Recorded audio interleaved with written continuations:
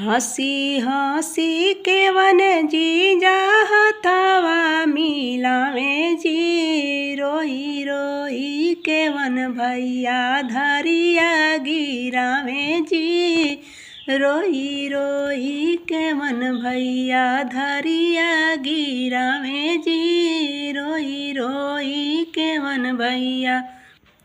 आजुआ के रात सरऊ बहिना तोहर जी, होत सबेरे सरऊ डोलिया सजैब जी, होत सबेरे सरऊ डोलिया सजैब जी, होत सबेरे सरऊ।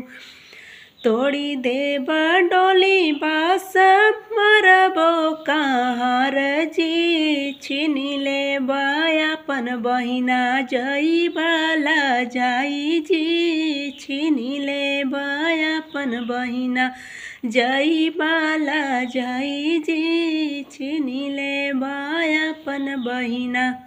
हसी हसी के वन जीजा लहुआ मेलावे जी, रोई रोई के वन भैया लहुआ मेलावे जी, रोई रोई के वन भैया लहुआ मेलावे जी, रोई रोई के वन भैया। आजुआ के रात सरऊ बहिना तोहर जी, होत सबेरे सरऊ डोलिया सजैब जी, होत सबेरे सरऊ डोलिया बनैब जी, होत सबेरे सरऊ।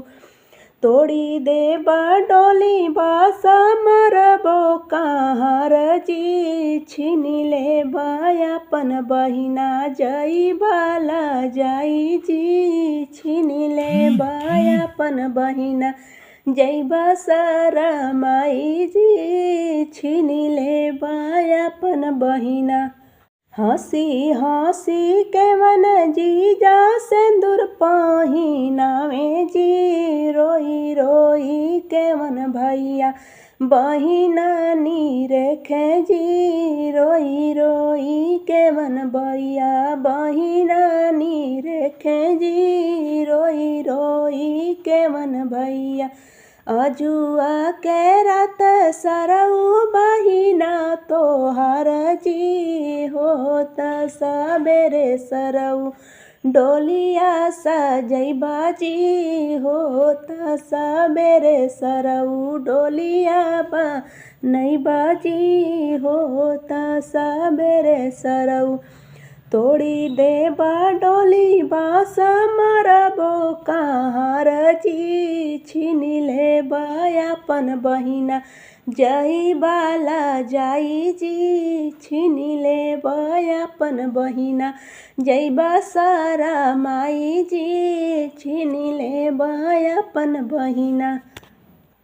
हसी हसी के वन जीजा हथवा पसारे जी, रोई रोई के वन भैया धरिया गिरावे जी, रोई रोई के वन भैया।